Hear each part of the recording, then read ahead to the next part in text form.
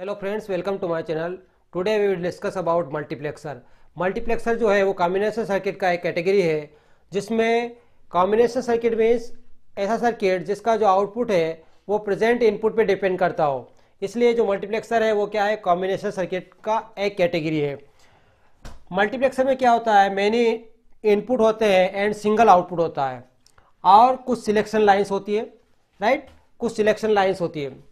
अब यहाँ पे जो सिलेक्शन लाइन्स है दैट विल बी डिसाइड, ये जो सिलेक्शन लाइन है यही डिसाइड करेगी कि कौन सा इनपुट जो है वो आउटपुट लाइन पे फॉरवर्ड करना है। जो नंबर ऑफ यहाँ इनपुट्स जो है एन इनपुट इक्वल टू 2 की power m means number of inputs equal to 2 की power m। For example m जो है यहाँ पे m number of selection lines है और n जो है वो इनपुट्स है। यदि आपके पास n की जो वैल्यू है वो फॉर एग्जांपल 4 है, n की वैल्यू 4 है, तो यहाँ पे क्या हो जाएगा, 4 इक्वल टू 2 की पावर m। हमें यहाँ पे सिलेक्शन लाइन निकालना है कि यदि आपके पास इनपुट लाइन 4 है तो सिलेक्शन लाइन कितनी होनी चाहिए। तो 4 को क्या लिख सकते हैं अपन, 2 की पावर 2 इक्वल टू 2 की पावर m। जब पावर को कंपेयर करेंगे तो हमें आएगा m की वैल्यू 2। दैट मीन्स यदि आपके पास 4 इनपुट है तो जो सिलेक्शन लाइन की हमें ज़रूरत पड़ेगी वो 2 की ज़रूरत पड़ेगी, है ना। और ये 2 जो सिलेक्शन लाइन है 4 इनपुट के केस में, ये सिलेक्शन लाइन है, ये डिसाइड करेगी कि इन 4 इनपुट में से कौन सा इनपुट को आउटपुट पे डायरेक्ट करना है, राइट, कौन से इनपुट लाइन को आउटपुट लाइन पे डायरेक्ट करना है। बिकॉज जो आउटपुट लाइन है वो सिंगल है, एक ही आउटपुट लाइन है, इनपुट लाइन मेनी है और सिलेक्शन लाइन भी यहाँ पे क्या है, सिलेक्शन लाइन m है, इनपुट लाइन n है, और n इक्वल टू फार्मूला होता है 2 की पावर m। अब हम बात करते हैं 4:1, यहाँ पे n:1 मल्टीप्लेक्सर है, जिसमें n जो है वो इनपुट लाइन है और 1 आउटपुट लाइन है। अब हम बात करेंगे 4:1 मल्टीप्लेक्सर, 4:1 मक्स। इन शॉर्ट हम मल्टीप्लेक्सर को मक्स से रिप्रेजेंट करते हैं। तो 4:1 में इनपुट लाइन कितनी हो गई, n की जो वैल्यू है वो हो गई 4 और जो m है वो हो जाएगा 2। मीन सिलेक्शन लाइन कितनी हो जाएगी, 2। तो आपका जो ब्लॉक डायग्राम है वो क्या हो जाएगा, ब्लॉक डायग्राम में आपके पास 4 तो आपके पास इनपुट लाइन होगी, D0, D1, D2 and D3। यहाँ है 4:1 मार्क्स, और ये आपके पास 2 जो है S0 और S1 ये सिलेक्शन लाइन है। 4 इनपुट लाइन है, डेटा लाइन है, 2 सिलेक्शन लाइन है और एक सिंगल आउटपुट लाइन होगी Y,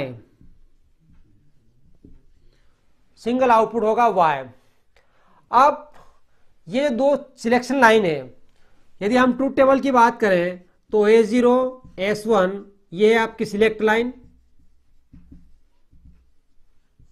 और आपके पास जो आउटपुट है Y, कितने कॉम्बिनेशन बन सकते हैं, 2 वेरिएबल केस में 4, 0 0, 0 1, 1 0 और 1 1। अब यदि सिलेक्शन लाइन की वैल्यू जो है वो 0 0 होगी तो आउटपुट जो है फर्स्ट वाला D0, इनपुट जो फर्स्ट वाला D0 है that will be direct to the output. ये कहाँ डायरेक्ट होगा, मीन्स D0 जो है, D0 वाली लाइन का डेटा जो है हमें आउटपुट में मिलेगा। यदि आपके पास सिलेक्शन लाइन की वैल्यू 0 1 है तो D1 का जो डेटा है वो आउटपुट लाइन पे फॉरवर्ड होगा, डायरेक्ट होगा, और 1 0 है तो D2 का, और सिमिलरली यदि 1 1 है तो D3 का जो डेटा है that will be direct to the output. ये जो डेटा है वो आउटपुट पे डायरेक्ट होगा। अब देखिए अपने पास ट्रूथ टेबल आ गई है सिलेक्शन लाइन और आउटपुट की। हम Y आउटपुट की वैल्यू निकालेंगे, बिकॉज हमें 4:1 मल्टीप्लेक्सर डिजाइन करना है। तो मल्टीप्लेक्सर कोई भी कॉम्बिनेशनल सर्किट डिजाइन करना हो आपको तो आपके पास बूलियन एक्सप्रेशंस होना चाहिए। यदि आपके पास बूलियन एक्सप्रेशंस है तो आप आसानी से उस सर्किट को डिजाइन कर पाएंगे। तो यहाँ अपने पास ट्रूथ टेबल है, बिकॉज बूलियन एक्सप्रेशंस को डिजाइन करने से पहले हमारे पास ट्रूथ टेबल होना चाहिए, और हमें यहाँ ट्रूथ टेबल है, इसलिए with the help of truth table we can derive the expression या बूलियन एक्सप्रेशन। ट्रूथ टेबल की सहायता से हम बुलियन एक्सप्रेशन को डिराइव कर सकते हैं। तो यहाँ पे y इक्वल टू कैसे लिखेंगे हम, बिकॉज मेन टर्म हम लोगों ने पिछले वीडियो में पढ़ा था, मेन टर्म की में हम जो 0 को है वो बार से रिप्रेजेंट करते हैं और 1 को विदाउट बार से रिप्रेजेंट करते हैं। तो y इक्वल टू क्या होगा, ये इंडिविजुअल टर्म जो है, मेन टर्म में इंडिविजुअल टर्म जो है वो प्रोडक्ट में होती है और सारी प्रोडक्ट टर्म को सम करते हैं, मीन्स आर ऑपरेशन करते हैं। तो यहाँ पे फर्स्ट टर्म जो है वो d0, फिर 0 है तो s0 का क्या हो जाएगा बार, फिर s1 भी बार हो जाएगा क्योंकि s1 भी 0 है तो s1 का बार हो जाएगा। फिर सेकंड टर्म, बिकॉज ये इंडिविजुअल टर्म जो है वो प्रोडक्ट में होती है, किस में, मेन टर्म में। d1 यहाँ पे आपका d1, फिर s1 जो s0 जो है वो 1 है इसलिए विदाउट बार, और s1 जो है वो 0 है इसलिए s1 का बार आएगा, राइट। फिर प्लस d2 इंटू s0 का bar into s1, because s1 का बार नहीं आया क्योंकि s1 की वैल्यू क्या है, 1 है। Then d3 into s1 into s0, यानी s0 इंटू s1, बिकॉज दोनों ही 1 1 है इसलिए यहाँ किसी के इसमें भी बार नहीं है। क्लियर हो गया। तो अब हमारे पास क्या आ गया है, हमारे पास एक बुलियन एक्सप्रेशंस आ गया है, लॉजिकल एक्सप्रेशंस हमें मिल गया है, और with the help of this logical expressions we can derive the logical diagram. इस लॉजिकल एक्सप्रेशन की सहायता से हम लॉजिकल डायग्राम को डिराइव कर सकते हैं। नाउ अब अपने पास हम बात करेंगे लॉजिकल डायग्राम की, बिकॉज आपके पास लॉजिकल एक्सप्रेशंस है तो इस लॉजिकल एक्सप्रेशन की सहायता से हम लॉजिकल डायग्राम बनाएंगे। तो बहुत सिंपल है, यहाँ पे हम क्या करेंगे कि सबसे पहले हमें चाहिए 4 d0, d1, d2 और d3 इनपुट चाहिए और 2 सिलेक्शन लाइन वाले इनपुट चाहिए।